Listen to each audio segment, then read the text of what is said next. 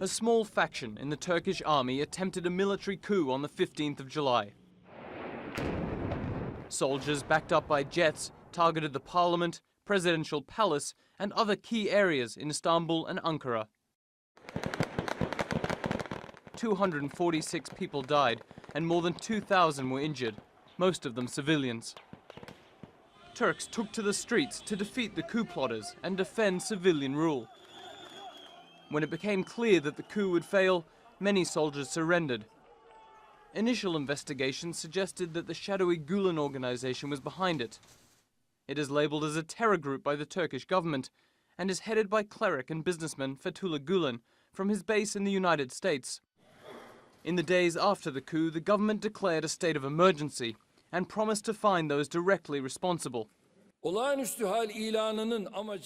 purpose of the declaration of the state of emergency is in fact to be able to take the most efficient steps in order to remove this terror threat as soon as possible, which is a threat to democracy, to the rule of law, and to the rights and freedoms of the citizens of our country.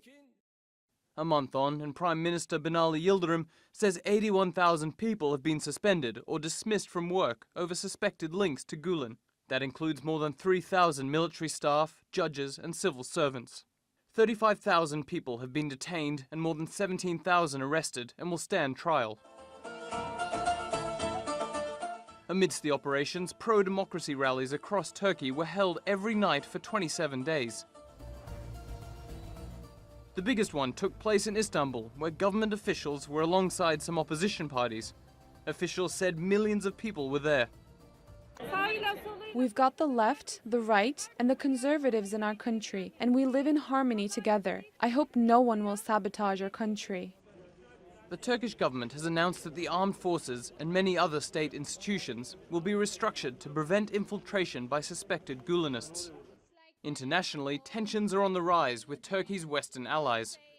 The government expressed its disappointment about the lack of support from the West and their criticism of Turkey's anti-coup operations.